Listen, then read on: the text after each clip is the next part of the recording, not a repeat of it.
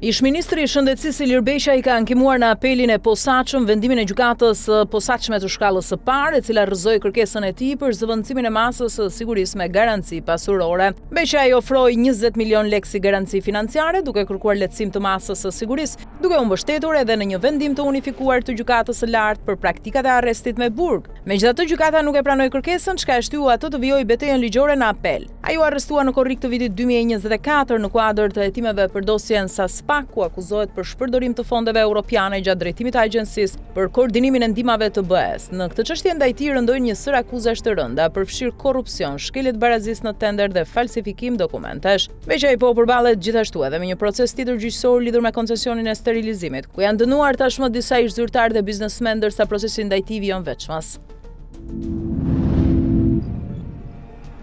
SPA ka përfunduar hetimet dhe ka dërguar për gjykim 3 ish-punonjës policie të akuzuar për përfshirje në aktivitete të lidhura me grupe të strukturuara kriminale në trafikun dhe kultivimin e narkotikëve. Sipas SPA, procedimi penal I vitit 2022 është ndarë nga dosja kryesore dhe tashmë është kaluar për shqyrtim në gjykatën e posaçme të shkallës së parë. Të pandehurit janë Erdit Haziza e Shkëlzen Ruska, të cilët akuzohen për trafik dhe kultivim të lëndëve narkotike në kuadër të një grupi të strukturuar kriminal, pjesëmarrje në organizatë kriminale si dhe shpërdorim detyre. Ndërkohë Ervir Salih Sinana akuzohet për shpërdorim detyre. Sipas SPA-kut, hetimet kanë evidentuar lidhje të dyshuara të ish efektivëve me rrjete kriminale të përfshira në aktivitetin e drogës, ndërsa çështja tashmë pritet të shqyrtohet në gjykatë.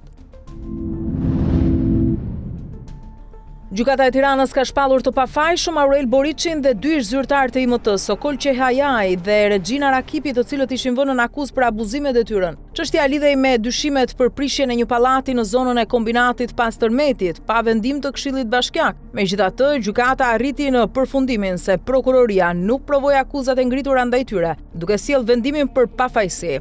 Në të njëjtën çështje, Shoqëri Maloku është dënuar me 9 muaj burg për falsifikim, ndërsa Aleksandra Mahmutlari është dënuar me 6 muaj burg, dënimi I cili është konvertuar në punë në interes publik. Vendimi ka mbyllur një proces që kishte ngritur debat për mënyrën e ndërhyrjeve pas tërmetit dhe procedurat e ndjekura nga institucionet vendore në atë periudhë. Inspektorati Kombëtar I Mbrojtjes së Territorit ka gjobitur kompaninë Gjikuria me 1 milion lekë pas një inspektimi të kryer në zonën e Dërmiut. Sipas IKMT-s, gjatë kontrollit u konstatua një vend depozitimi mbetjesh inerte dhe dherash të nxjerra nga gërmimet në pjesën e sipërme të fshatit, pa lejen përkatëse mjedisore të tipit B. Për këtë shkelje, institucioni vendosi masën administrative me gjob dhe kërkoi edhe pezullimin e aktivitetit deri në pajisjen me lejet e nevojshme. Çështja ka ngjallur reagime pasi një pjesë e kritikëve konsiderojnë gjobën të ulët në raport me dëmin e pretenduar në një zonë turistike si Dërmiu, duke ngritur sërish debatin për mënyrën se si ndëshkohen kompanitë e mëdha të ndërtimit. Përveç gjobës, kompanisë është kërkuar dhe rehabilitimi I zonës së dëmtuar dhe largimi mbetjeve të depozituara brenda afateve të përcaktuara nga autoritetet.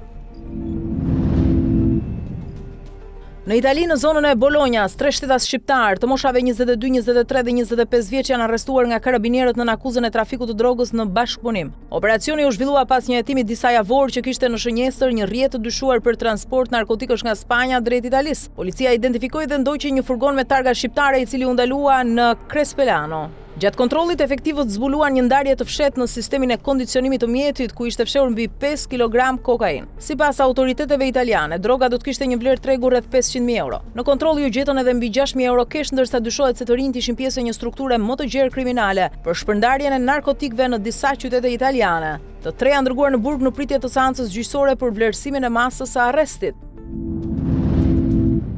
Një aksident rrugor është regjistruar sot në Peqin, ku një automjet është përplasur me një kamion. Sipas së përplasjes kanë mbetur të plagosur 2 persona, drejtuesja e makinës dhe një fëmijë. Të dy janë transportuar në spital dhe po marrin ndihmë mjekësore. Policia ka nisur hetimet për të sqaruar shkaqet dhe rrethanat e aksidentit, ndërsa në zonë u krijua trafik për shkak të bllokimit të përkohshëm të segmentit rrugor. Autoritetet apelojnë drejtuesit e mjeteve të tregojnë kujdes dhe të respektojnë rregullat e qarkullimit për të shmangur ngjarje të tilla të rënda.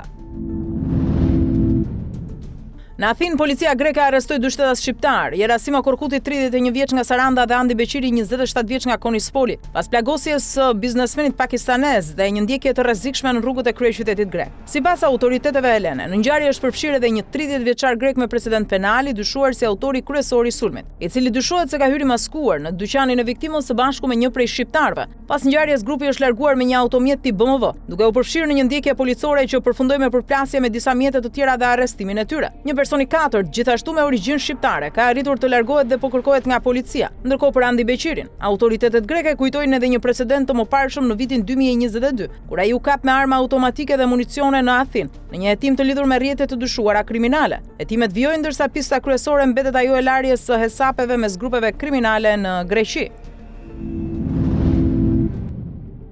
Një emigrant shqiptar i paligjshëm, i identifikuar si Denis Kadiu, 22 vjeç, është dënuar me 10 muaj burg në Mbretërinë e Bashkuar, pasi u zbulua i përfshirë në një fermë të madhe kanabisi në Norfolk. Sipas autoriteteve britanike, policia ndërhyri pas një informacioni për aktivitet të dyshimt në një banesë në Nelson Road, ku u gjet një laboratori plot për kultivim kanabisi me sistem hidroponik, ndriçim dhe ventilim profesional. Brenda objektit u zbuluan 102 bim kanabisi në 4 dhoma, me një vlerë të përllogaritur rreth 250.000 pound. Gjatë operacionit Kadiu u gjeti fshehur pas një muri të rrem në çatinë e banesës. Ai kishte pranuar përfshirje në kultivimin e lëndëve narkotike, ndërsa gjykata e dënoi me 10 muaj burg, duke marrë parasysh edhe statusin e tij si emigrant pa dokumente dhe mungesën e lidhjeve familjare në vend. Avokati i tij deklaroi se ai ishte rekrutuar për të punuar si kopshtar në këmbim të shlyerjes së një borxhi, ndërsa gjykata e konsideroi rastin si pjesë të një fenomeni më të gjerë të fermave të kanabisit në zonë.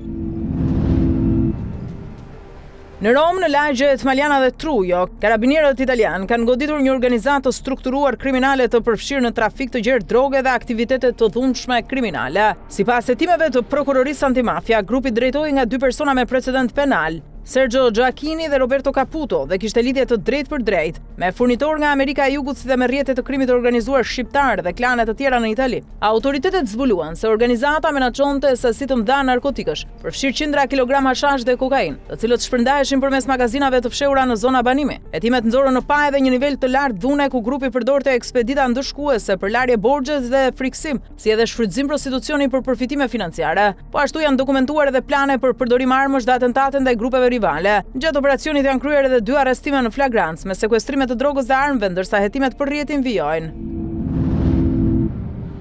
Forcat amerikane kanë kryer një operacion të gjerë antidrog pranë brigjeve të Porto Ricos, ku është përdorur edhe një helikopter Black Hawk për të ndaluar një anije të dyshuar për trafik narkotikësh. Një mjet lundrues rreth 25 metra i gjatë u identifikua nga autoritetet me 3 persona në bord dhe disa pako të dyshuara për kokainë. Pas ndërhyrjes së njësive detare dhe ajrore për fshirë helikopterin Black Hawk, u arrestuan 3 shtetas të Republikës Dominikane, ndërsa në anije u sekuestruan 180 kg kokainë. Gjatë operacionit të dyshuarit tentuan ta hidhnin ngarkesën në det, por u dorëzuan pas ndërhyrjes ajrore dhe të shtënave paralajmëruese. Më pas forcat amerikane morën nën kontroll mjetin lundrues dhe e shoqëruan në bazën detare. Autoritetet e cilësojnë operacionin si pjesë të luftës së vazhdueshme kundër trafikut të drogës në rajonin e Karaibeve.